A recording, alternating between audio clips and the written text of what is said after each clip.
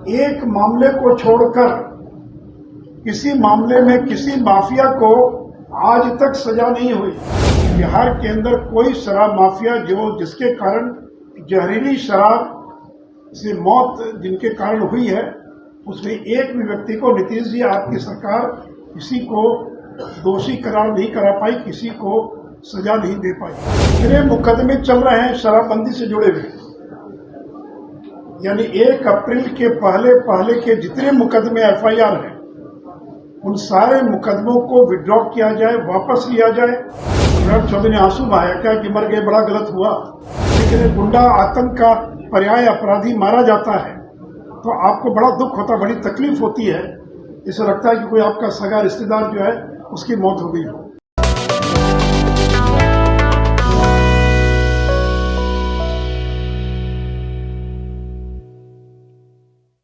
नमस्कार, मैं Prince Kushwaha Bihar talk देख रहे हैं। राज्यसभा सांसद सुशील मोदी और बिहार के पूर्व मुख्यमंत्री भी रह चुके हैं।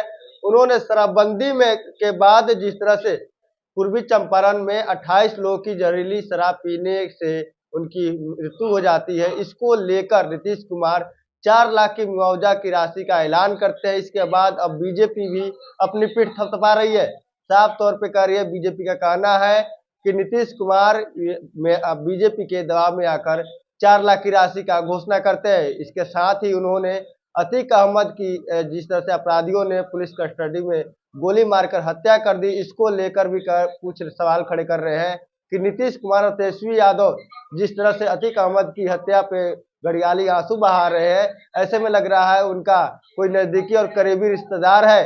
वो इससे पहले जब अतीक अहमद ने सैकड़ों महिलाओं की मांगे सुनी कर दी थी, उस समय नीतीश कुमार या तेजस्वी यादव ने एक शब्द भी नहीं कुछ बोला था और ना ही उस तरह की आंसू बहाए थे। इन लोगों का डबल स्टैंडर्ड है। कोई अपराधी मरता है तो ये लोग जी लगाते हैं। क्या कुछ कह रहे हैं सुशील कुमार मोदी, पहले आप सुनिए। उनके लिए अलग से जेल की व्यवस्था की जाए, ये अलग से डिटेंशन सेंटर, जिससे बच्चों के लिए अलग व्यवस्था होती है, रिमांड होम और बाकी जैसी व्यवस्था रहती है। बेचारा शराब पी लिया, नहीं पीना चाहिए, शराबबंदी है, उसको आप शातिर अपराधियों के बीच रखेंगे।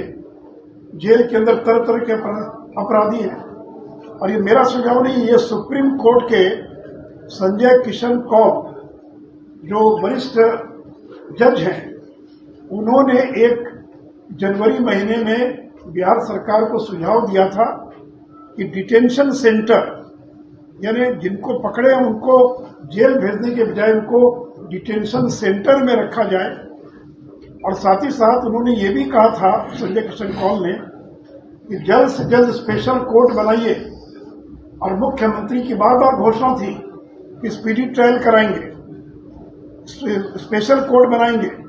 तो संजय किशन कौल की बेंच ने जनवरी में पूछा बिहार सरकार से, अभी तक आपने स्पेशल कोर्ट का गठन नहीं किया, कब तक स्पेशल कोर्ट का गठन करेंगे, कब जज की नियुक्ति करेंगे?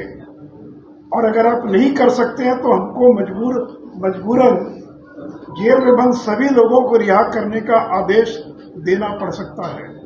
यह मेरा वक्तव्य नहीं, ये सुप्रीम कोर्ट के वरिष्ठ जो जज है संजय किशन कौल, ये उनका वक्तव्य है। इसलिए मित्रों, आपने मुआवजे की तो घोषणा कर दी, लेकिन जो मुकदमे हैं, अब इतनी बड़ी संख्या में मुकदमे की कोर्ट को दूसरा काम नहीं कर रहा। कोर्ट के पास एक ही काम है। कई बार पटना हाईकोर्ट ने, सुप्रीम कोर्ट ने फटकार लगाई कि उनको दूसरा काम भी करें या केवल बिहार के शराबबंदी के मामलों में बेल पर ही बेल की सुनवाई करते रहे। तो जेलों के अंदर जगह नहीं है, इतनी बड़ी संख्या में लोग बंद हैं, कोर्ट के अंदर दूसरा कोई काम नहीं हो रहा, केवल शराबबंदी से जुड़े मामले हैं। तो अगर आप आम माफी का ऐलान कर देते हैं, मुकदमे वापस ले लेते हैं, तो वैसी स्थिति में जेल में भी जगह हो जाएगी, कोर्ट के ऊपर जो बोझ बना हुआ है वो बोझ भी और कम हो जाएगा। साथ ही साथ सबसे आश्चर्य की बात है कि 6 साल में सरकार के अनुसार 30 घटनाएं घटी जहरीली शराब से। हमारे अनुसार ये संख्या कम से कम भी नहीं तो 60-65 से कम नहीं होगी। लेकिन एक मामले को छोड़कर किसी मामले में किसी माफिया को आज तक सजा नहीं हुई। ये सरकारी रिकॉर्ड बता रहा है। जो पी कर गए जेल उसमें तो बहुत लोगों को सजा हुई, लेकिन जो तस्करी करने वाले हैं, जो जहरीली शराब बेचने वाले हैं, उसमें केवल एक गोपालगंज की खजरबुन्नी में जो पहली घटना घटी थी जिसमें 19 लोगों को सरकार ने मुआवजा भी दिया, उस मामले को छोड़कर एक भी मामले में आज तक किसी को सजा नहीं हुई।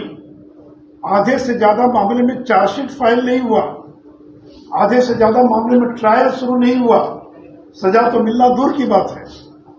और खजूरबन्नी के जिस मामले में फांसी की सजा और आजीवन कारावास की सजा मिली थी, उसको भी कोर्ट ने स्टे कर दिया।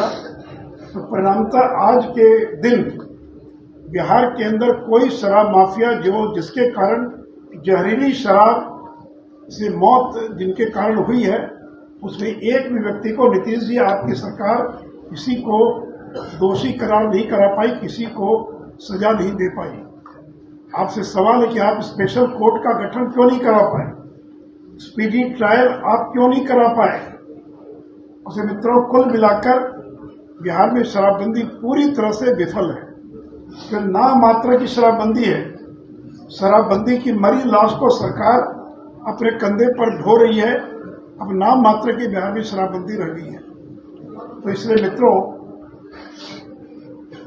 नीतीश कुमार की सरकार की जो विफलता है और खास करके मुआवजे को लेकर बीजेपी जिस प्रकार लगातार आकर हमला कर रही थी, मांग कर रही थी, मुझे खुशी है कि भले आधे अधूरे मन से ही क्यों न हो उनको घोषणा करनी पड़ी, लेकिन बाकी चीजों के लिए भी हम सरकार पर आगे भी लगातार हम दबाव और बनाते रहेंगे। आंखों की रोशनी चली गई, दिव्यांग हो गए, उनको 2 लाख और बाकी अन्य 20,000 रुपया जो है, और मुआवजा भुगतान की प्रक्रिया को सरल किया जाए।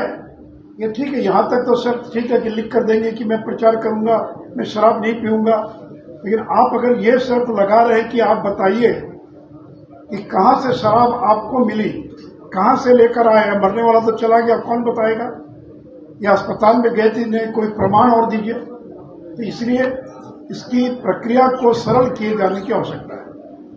मित्रों, अभी तक जब से शराबबंदी लागू हुई है, 5,17,000 लोग अभी तक गिरफ्तार किए जा चुके हैं।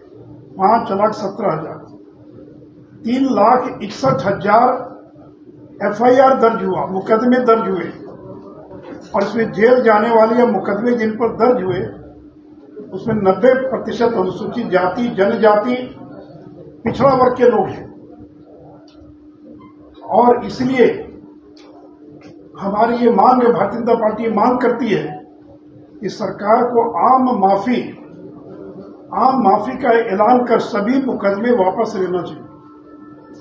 इसके पहले भी कई बार सरकारों ने मुकदमे वापस लिए हैं, अलग अलग राज्य सरकारों ने, बिहार में भी। तो जितने मुकदमे चल रहे हैं शराबबंदी से जुड़े हुए, यानी 1 अप्रैल के पहले के जितने मुकदमे FIR हैं, उन सारे मुकदमों को विड्रॉ किया जाए, वापस लिया जाए। और अभी भी जेलों में 25,000 लोग बंद हैं। बिहार की जेल की क्षमता 55,000, और 25,000 यानी आधे लोग बंद हैं जो शराबबंदी के अंदर जेल चले गए। तो वैसे लोगों को तत्काल जो है और रिहा किया जाए। सम्राट चौधरी ने आंसू बहाया क्या कि मर गए, बड़ा गलत हुआ।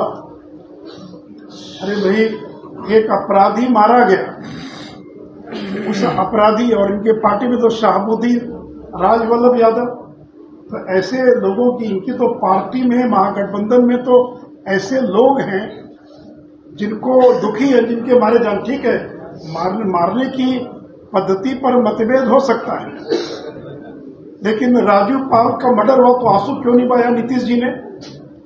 100 से ज्यादा मुकदमे चल रहे, कितनी विधवाएं हो गई, कितने लोगों का कत्ल करा दिया। कभी आपने उस पर तो सहानुभूति नहीं प्रकट की कि बड़ा गलत काम किया, कभी कंडेम तो नहीं किया।